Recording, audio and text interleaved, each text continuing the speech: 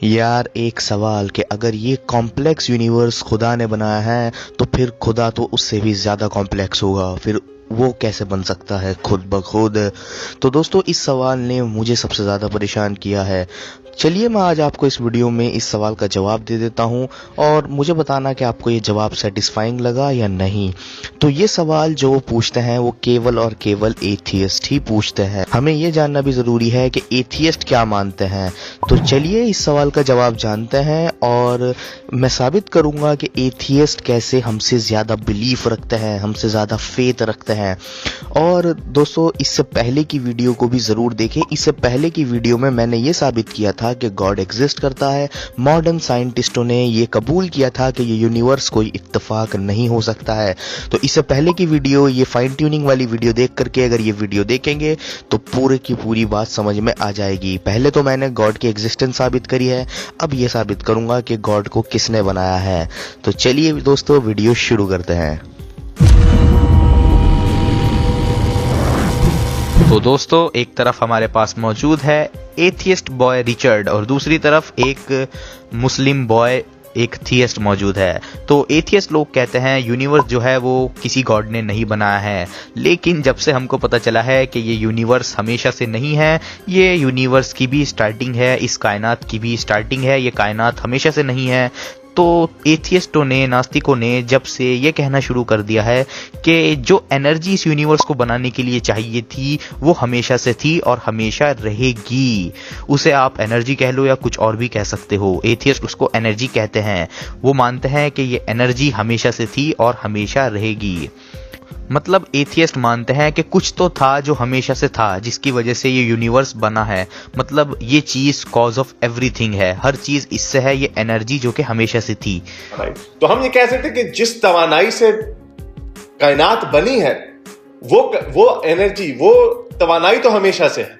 अब एक थियस्ट मुस्लिम को देखते हैं। तो थियस्ट भी यही मानते हैं, थियस्ट भी यही कहते हैं कि अल्लाह ने ये यूनिवर्स को बनाया है और अल्लाह को किसी ने नहीं बनाया था। अल्लाह हमेशा से है और हमेशा रहेगा, अल्लाह को किसी ने नहीं बनाया है। तो एथियस्ट कहते हैं एनर्जी हमेशा से थी और हमेशा रहेगी, और वहीं थियस्ट भी यही कहते हैं कि अल्लाह हमेशा से था और अल्लाह हमेशा रहेगा, गॉड हमेशा से था और हमेशा रहेगा। तो दोनों के दोनों ये मानते हैं कि कुछ तो हमेशा से था, कुछ तो हमेशा से एग्जिस्ट करता था, जिसकी वजह से हम यहाँ एग्जिस्ट करते हैं।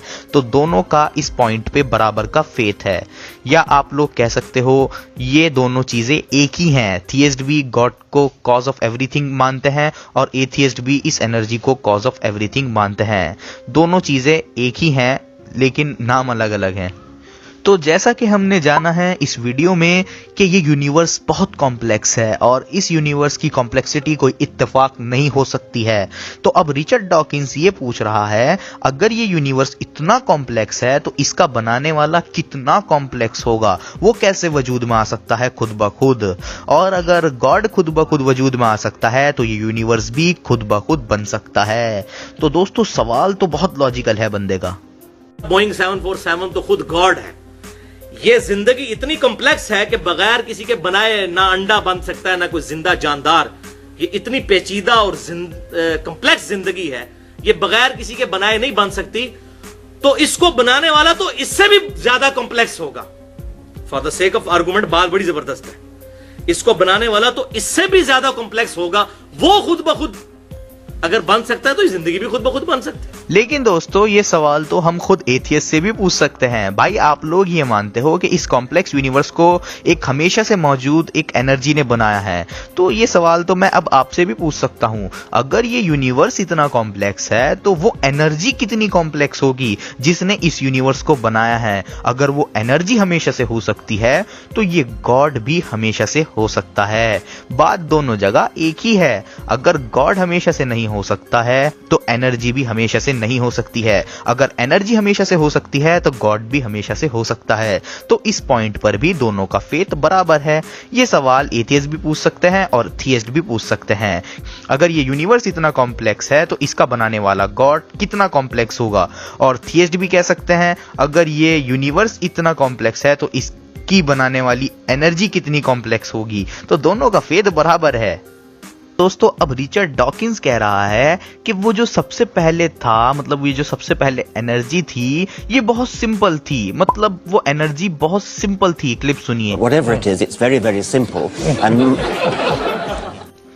लेकिन दोस्तों ये बात तो थियस्ट भी कह सकते हैं, वो भी कह सकते हैं, फिर तो गॉड भी सिंपल है। अगर एथियस्ट इतना कॉम्प्लेक्स यूनिवर्स बनाने वाली एनर्जी को सिंपल कह सकते हैं, तो हम भी इस यूनिवर्स को बनाने वाले गॉड को सिंपल कह सकते हैं। तो फिर से दोनों का बराबर फेथ आ जाता है, दोनों बराबर फेथ पे आ जाते हैं। रिचर्ड डॉकिंस कह रहा है कि ना जाने कितने यूनिवर्स फेल हुए होंगे, मतलब कितने बिग बैंग फेल हो गए होंगे, तब जाके हम इस लकी यूनिवर्स में, इस सक्सेसफुल यूनिवर्स में मौजूद हैं। अब एक थियस्ट यहाँ पर कह सकता है, पहली बात यह है कि साइंटिस्ट कहते हैं कि इस यूनिवर्स की मैथमेटिकल नंबर्स इस यूनिवर्स को एक इत्तेफाक नहीं कह सकते हैं। ये यूनिवर्स कोई इत्तेफाक नहीं हो सकता है। This cosmological constant is tuned to 1 part and 10 to the 120 decimal places. Nobody thinks that's accidental. मान लो, सिर्फ मान लो, मैं नहीं कह रहा ऐसा है, मान लो कि इस मल्टीवर्स में कुछ यूनिवर्सेस अनसक्सेसफुल हैं, यूनिवर्सेस खराब हैं इस मल्टीवर्स में, तो जब भी इस एनर्जी की पावर को, इस एनर्जी की कॉम्प्लेक्सिटी को आप डिनाई नहीं कर सकते, क्योंकि ये यूनिवर्स बहुत कॉम्प्लेक्स है। तो इस एनर्जी ने ही इस यूनिवर्स को बनाया है। मतलब ये है कि जहां ये एनर्जी खराब यूनिवर्स बना सकती है, वही ये एनर्जी अच्छे यूनिवर्स भी बना सकती है। तो इस एनर्जी को भी फाइन ट्यून होना जरूरी है ताकि ये अच्छे यूनिवर्स भी बना सके, और इसकी कॉम्प्लेक्सिटी को तो आप नजरअंदाज कर ही नहीं सकते, क्योंकि इसने ही ये यूनिवर्स बनाया है। स्टीफन मायर की क्लिप सुनिए। The force of new mechanisms that have been proposed as possible ways of generating new universes themselves require fine-tuning. So in order to explain the fine-tuning, you have to posit prior universe-generating mechanisms that themselves require fine-tuning. तो इसकी complexity को आप नजरअंदाज नहीं कर सकते हो।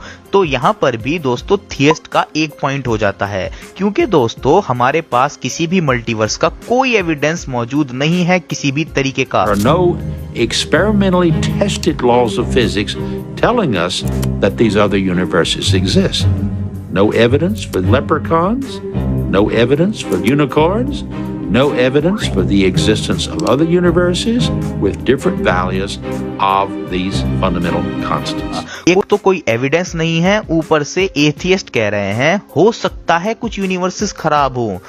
तो मतलब दोस्तों गॉड में मानने वाले जब फाइन ट्यूनिंग की बात करते हैं तो वो एक फैक्ट के ऊपर बात कर रहे होते हैं कि ये फाइन ट्यूनिंग एक फैक्ट है। Fine-tuning in physics refers to the fact, the observed fact, that were we to modify the constants of nature just slightly, life would never appear in this universe. लेकिन atheist तो बेचारे एक theory का सहारा ले रहे हैं अपने आप को बचाने के लिए। मतलब दोस्तों कितनी अजीब बात है, मतलब एक एथियस्ट एक थ्योरी का सहारा ले रहा है और एक थियस्ट एक फैक्ट के ऊपर बात कर रहा है। तो इस वजह से एक थियस्ट का एक पॉइंट हो चुका है।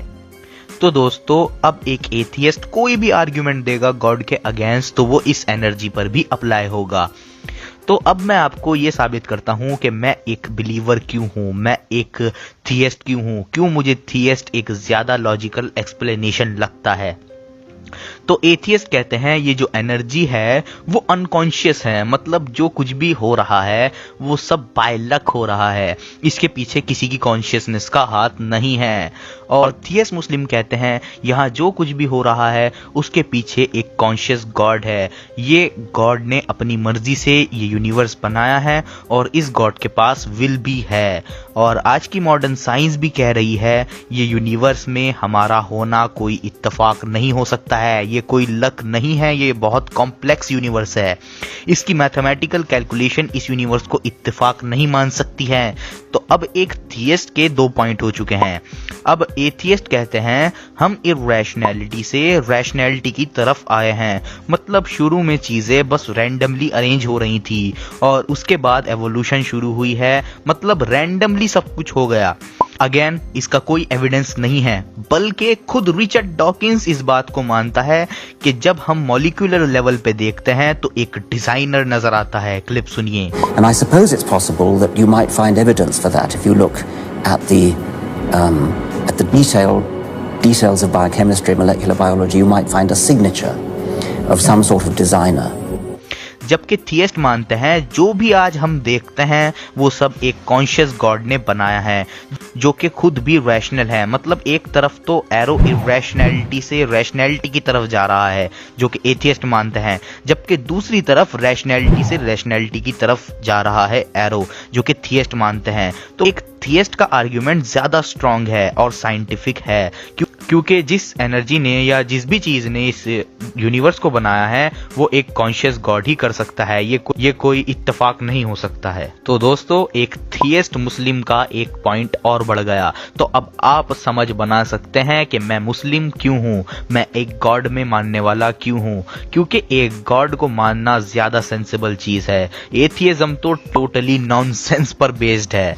और अभी तो मैंने कुरानिक आर्ग्यूमेंट नहीं बताए हैं। मैं एक ऐसी बुक को कैसे डिनाई कर सकता हूं जिसने वर्ल्ड को चैलेंज कर रखा है, जिसके साइंटिफिक मिरेकल देखने के बाद साइंटिस्ट तक ने इस कुरान को खुदा की तरफ से माना था, जिसका लिंग्विस्टिक मिरेकल आज तक बरकरार है, जो कि 1400 साल से महफूज है। उसको मैं कैसे छोड़ सकता हूं जबकि फेथ एथियज्म में ज्यादा रखना पड़ रहा है। अच्छा, अब कोई कह सकता है एनर्जी अलग होती है और गॉड अलग होता है, तो उसको एक सिंपल सा जवाब है मेरा, आप इस एनर्जी को कॉज ऑफ एवरीथिंग मानते हो, हम गॉड को कॉज ऑफ एवरीथिंग मानते हैं। कोई फर्क नहीं है, जब सब कुछ इनसे है, ये हमेशा से हैं और हमेशा रहेंगे, दोनों सेम ही तो हैं। और दोस्तों, एक प्लस पॉइंट आपको मैं बता दूं, जितने भी एथियस्ट इस दुनिया में मौजूद हैं वो सब इन सवालों के जवाब में थ्योरीज देते हैं। मतलब मल्टीवर्स एक थ्योरी है, बैड यूनिवर्स की थ्योरी टोटली एक हाइपोथेसिस है और कुछ नहीं है। मतलब फ्रेंड्स, एक थियस्ट फैक्ट्स पर बात कर रहा है और एक एथियस्ट जो कि थ्योरीज पे जंप कर रहा है। मतलब एक एथियस्ट तो थ्योरीज पे टिका हुआ है जबकि एक थियस्ट फैक्ट पर बात कर रहा है।